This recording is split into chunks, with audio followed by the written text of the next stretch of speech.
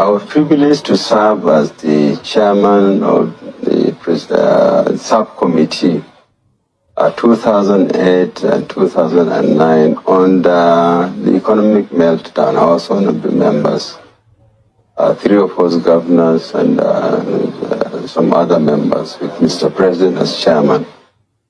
So I chaired the committee on subsidy and everything about the subsidy regime. And then the scam in the subsidy regime was discovered by my committee.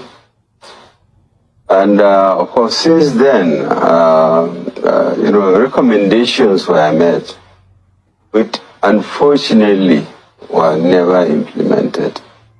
And it's very sad. I'm sad to let Nigerians know that from what I saw, we came across situations where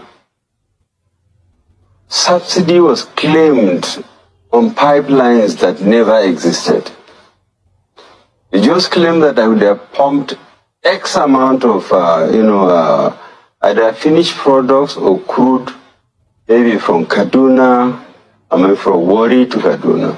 By NNPC?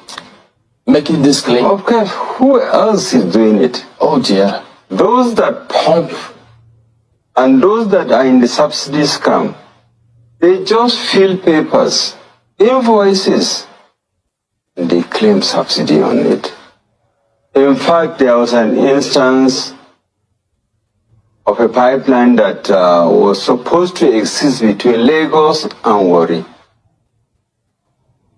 And tons of monies were collected on subsidy on a pipeline that never existed. This is Nigeria for you. But I thought they were telling us that it is marketers and some other persons who are perpetrating the fraud. So NNPC is involved. They are all involved in these things. All of them. All of them.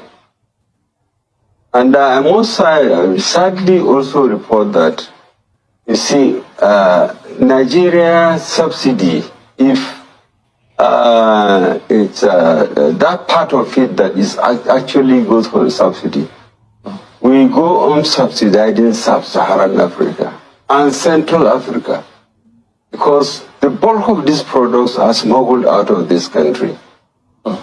Then who is subsidizing who? Wait, that report that you spoke about NNPC, all of them being involved, was it submitted to the government? Of course it was. Government knows about this? Of course, yes, they do. And attempts were made, but I'm telling you, it can be very frustrating in Nigeria to implement policies, especially where there are interests and a cabal that exists. Just similar to what you have as this bunkering issue. Something not, it can be stopped, but you can't stop it. It can be stopped, but the political will to stop it is not there. There are so many interests that are involved there. And that's what is leading Nigeria to where we are today.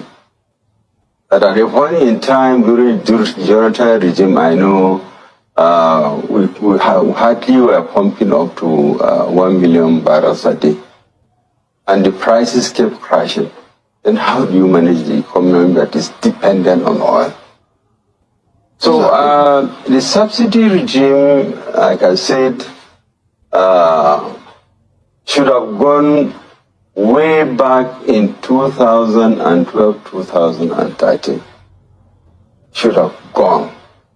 Any person that is shouting subsidies are going to affect that, this is a selfish person.